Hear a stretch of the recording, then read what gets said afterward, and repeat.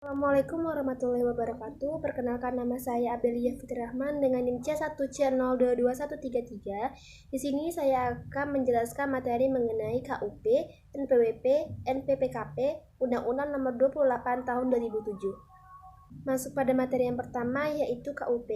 KUP adalah singkatan dari Ketentuan Umum dan Tata Cara Perpajakan. Undang-Undang KUP memuat ketentuan umum dan tata cara perpajakan yang ada prinsipnya berlaku bagi undang-undang pajak material, kecuali dalam undang-undang pajak yang bersangkutan telah mengatur sendiri mengenai ketentuan umum dan tata cara perpajakan. Dalam KUP akan dijumpai beberapa pengertian-pengertian atau istilah-istilah yang sudah baku. Pengertian atau istilah tersebut adalah pengertian wajib pajak. Dalam hukum ketentuan umum dan tata cara perpajakan, wajib pajak adalah orang pribadi atau badan meliputi pembayaran pajak, pemotongan pajak, dan pemungutan pajak yang mempunyai hak dan kewajiban perpajakan sesuai dengan ketentuan peraturan perundang-undangan perpajakan.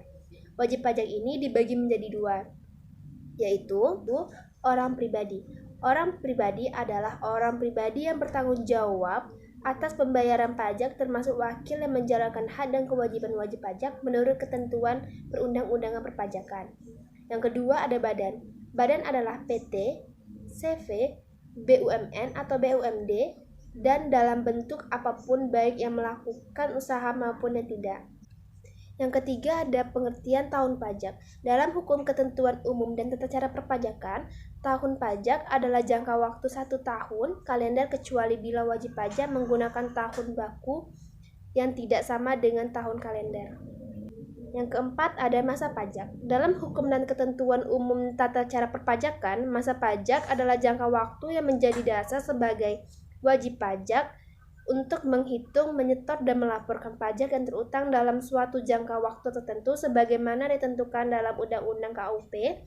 Masa pajak sama dengan 1 bulan kalender atau jangka waktu lain yang diatur dengan Peraturan Menteri Keuangan paling lama 3 bulan kalender. Dan yang kelima ada bagian tahun pajak. Dalam ketentuan umum dan tata cara perpajakan, bagian tahun pajak adalah bagian dari jangka waktu 1 tahun pajak. Baik, masuk pada materi yang kedua, yaitu hak dan kewajiban wajib pajak. Adapun kewajiban wajib pajak menurut Undang-Undang Nomor 28 2007, yang pertama yaitu mendaftarkan diri pada kantor Direktorat Jenderal Pajak yang wilayah kerjanya meliputi tempat tinggal dan atau kedudukan wajib pajak, dan kepadanya diberikan nomor pokok wajib pajak apabila telah memenuhi persyaratan subjektif dan objektif. Yang kedua, melaporkan usahanya pada kantor Direktorat Jenderal Pajak yang wilayah kerjanya meliputi tempat tinggal atau tempat kedudukan pengusaha dan tempat kegiatan usaha dilakukan untuk dikukuhkan menjadi pengusaha kena pajak. Yang ketiga, mengisi surat pemberitahuan dengan benar, lengkap, dan jelas. Yang keempat, menyampaikan surat pemberitahuan dalam bahasa Indonesia dengan menggunakan susunan mata uang yang diizinkan. Adapun yang dikecualikan dari kewajiban mendaftar diri dalam wajib pajak, yaitu terlambat membayar pajak bisa membuat wajib pajak dianggap tidak patuh. Ketidakpatuhan pelaporan ini bisa mengakibatkan wajib pajak dikenakan status NE. Status wajib pajak non-efektif atau WPNE ini akan diotomatiskan muncul jika WP tidak melaporkan SPT tahunan dalam tempo 2 tahun berturut-turut. Jadi, wajib pajak NE atau NPWP-NE adalah status wajib pajak yang sudah tidak lagi diawasi administrasi perpajakan secara rutin, termasuk kewajiban pelaporan SPT. Dengan kata lain, status wajib pajak tersebut sudah tidak efektif lagi sebagai wajib pajak. Adapun hak-hak kewajiban pajak menurut Undang-Undang Nomor 28 Tahun 2007, yaitu melaporkan beberapa masa pajak dalam satu surat pemberitahuan masa. Yang kedua, mengajukan surat keberatan dan banding bagi wajib pajak kriteria tertentu. Yang ketiga, memperpanjang jangka waktu penyimpanan surat pemberian tahunan pajak penghasilan untuk paling lama 2 bulan dengan cara menyampaikan pemberitahuan secara tertulis atau dengan cara kepada Direktorat Jenderal Pajak. Dan yang keempat, membetulkan surat pemberitahuan yang telah disampaikan dengan menyampaikan pernyataan tertulis dengan syarat Direktur Jenderal Pajak belum melakukan tindakan pemeriksaan.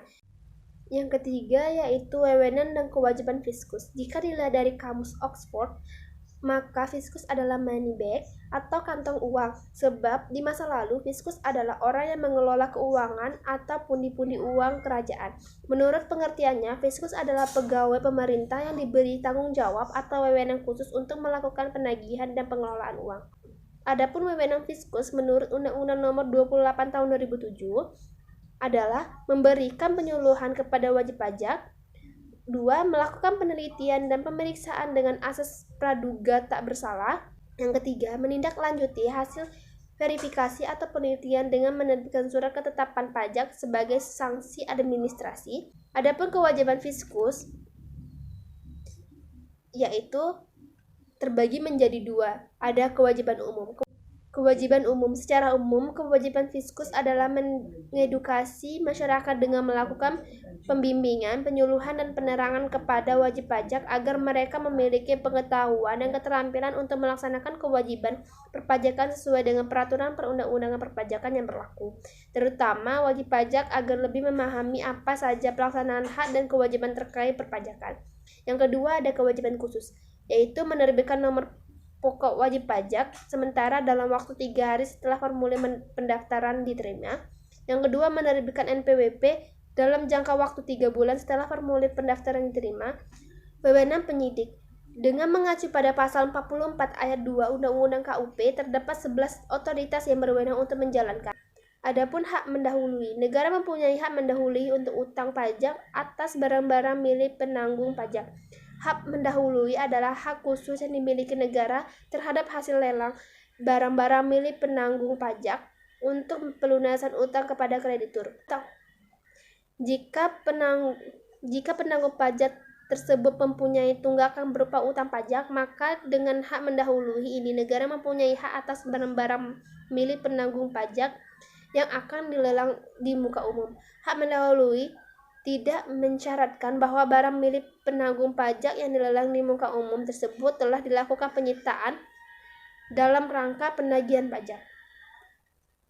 Jadi, dalam hal ini terjadi lelang barang milik penanggung pajak, maka pihak yang melakukan pelelang wajib mendahulukan hasil lelang tersebut untuk pelunasan utang pajak dan biaya-biaya penagihan pajak terlebih dahulu.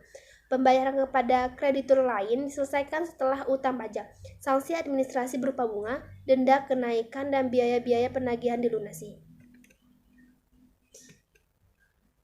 Adapun pengecualian dan hilangnya hak mendahului, yaitu sebagaimana disebutkan dalam pasal 21 ayat 3 UU Sebagaimana disebutkan dalam pasal 21 ayat 3 Undang-Undang KUP bahwa hak mendahului untuk utang pajak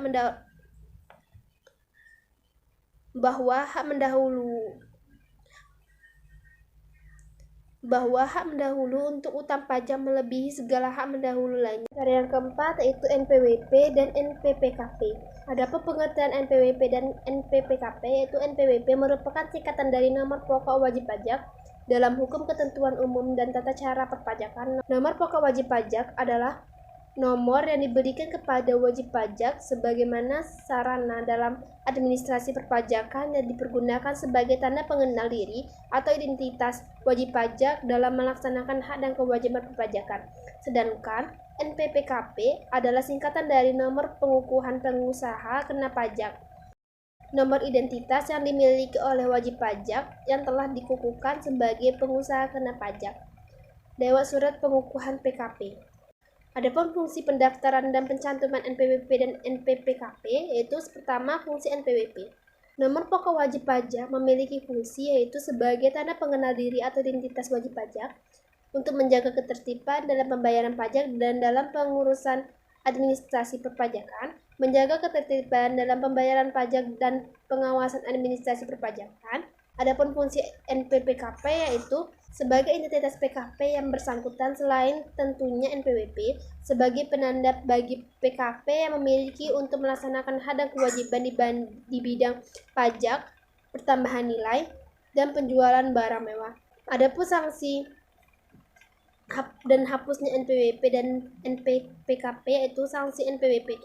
Menurut seorang ahli perpajakan, Mariasmo, dalam bukunya disebutkan bahwa Setiap orang yang dengan sengaja tidak mendaftarkan diri untuk diberikan NPWP atau menyalahgunakan atau menggunakan tanpa hak NPWP sehingga dapat menimbulkan kerugian pada pendapat negara dipidana dengan pidana penjara paling sedikit 6 bulan dan paling lama 6 tahun dan denda paling sedikit 2 kali jumlah pajak terutang yang tidak atau kurang dibayar dan yang paling banyak 4 kali jumlah pajak terutang yang tidak atau kurang dibayar. Adapun penghapusan NPWP adalah tindakan penghapusan NPWP dari administrasi kantor pelayanan pajak.